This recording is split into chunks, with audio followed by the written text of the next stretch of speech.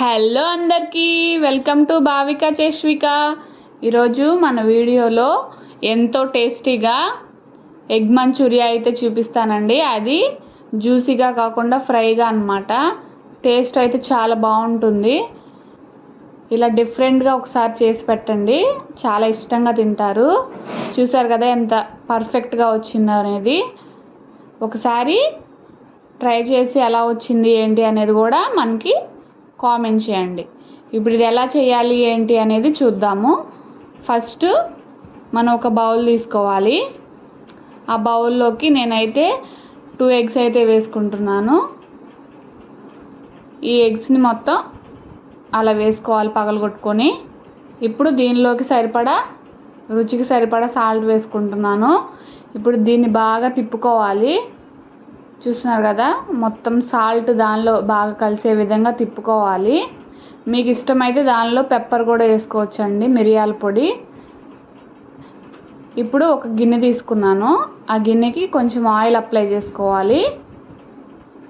చూస్తున్నారు కదా, ఈ విధంగా మొత్తం ఆ గిన్నె మొత్తాన్ని ఆయిల్ అప్లై చేసుకోవాలి. ఇప్పుడు దీనిలోకి మనం ఎగ్ కలిపి పెట్టుకున్నాం కదా, ఇది ఇంకొకసారి తిప్పుకొని దానిలో వేసేసుకోవాలి. మీ క్వాంటిటీ ఎక్కువ కావాలంటే ఎక్కువ గుడ్లు వేసుకోవచ్చు.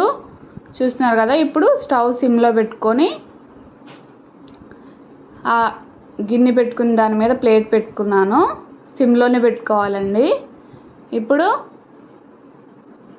చూస్తున్నారు కదా, నావి 2 ఎగ్సే కాబట్టి ఫాస్ట్గా అయిపోయింది. నా 5 మినిట్స్లో అయిపోయింది అనమాట, ఉడికిపోయింది.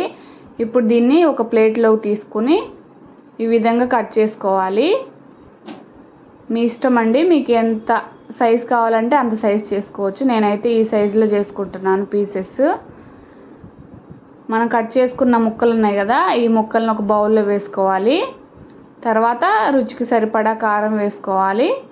అలానే 1/2 స్పూన్ గరం మసాలా, తర్వాత 1 స్పూన్ కార్న్ఫ్లోర్ వేసాను. ఇప్పుడు ఇవన్నీ బాగా కలిసే విధంగా కలుపుకోవాలి. చూస్తున్నారు కదా, ఇలా అయితే కలుపుకోవాలి మొత్తం. ఇప్పుడు మనం స్టవ్ ఆన్ చేసి ఒక కడాయిలో ఆయిల్ అయితే పెట్టుకున్నాను. అది హీట్ అయిన తర్వాత ఈ పీసెస్ని ఒక్కొక్కటి తీసుకొని నేను చూపిస్తున్న విధంగా వేసుకోవాలి, ఫ్రై చేసుకోవాలి. చూస్తున్నారు కదా, ఈ విధంగా మొత్తం ఫ్రై చేసుకోవాలి. హై ఫ్లేమ్లో అయితే పెట్టొద్దు, కలర్ అయితే చేంజ్ అయిపోతుంది. ఈ విధంగా మొత్తం ఫ్రై చేసుకోవాలి. చూస్తున్నారు కదా, ఇలా మీడియం ఫ్లేమ్లో పెట్టుకొని ఇలా ఫ్రై చేసుకోవాలి. ఈ విధంగా ఫ్రై చేసుకున్న తర్వాత కలర్ అయితే చేంజ్ అయింది కదా, ఇప్పుడు దీన్ని మనం తీసేసుకోవాలి ఇవన్నీ. నెక్స్ట్ స్టవ్ మీద ఒక మందపాటి కడాయి అయితే పెట్టుకున్నాను. దానిలోకి ఒక 2 స్పూన్స్ ఆయిల్ వేసుకున్నాను. దానిలోకి ఒక 3 చిన్నులపాయ చిన్నగా ముక్కలు చేసి వేసుకున్నాను. ఒక పచ్చిమిర్చి, అలానే ఒక చిన్న ఉల్లిపాయ ఈ విధంగా ముక్కలు చేసి వేసుకున్నాను.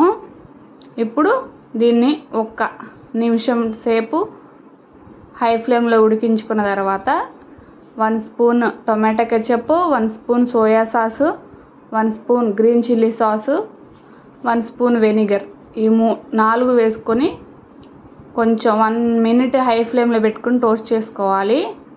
చూస్తున్నారు కదా, ఈ విధంగా చేసుకున్న తర్వాత ఇప్పుడు మనం దీనిలోకి ఇందాక ఫ్రై చేసి పెట్టుకున్నాం కదా ఎగ్ పీసెస్, ఇవి దీనిలో వేసేసుకోవాలండి.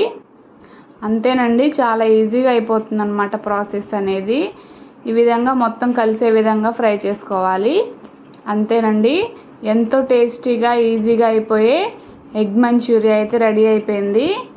మీకు జ్యూసీగా కావాలంటే ఆ సాసెస్ ఇంకొంచెం ఎక్కువ వేసుకోవాలి.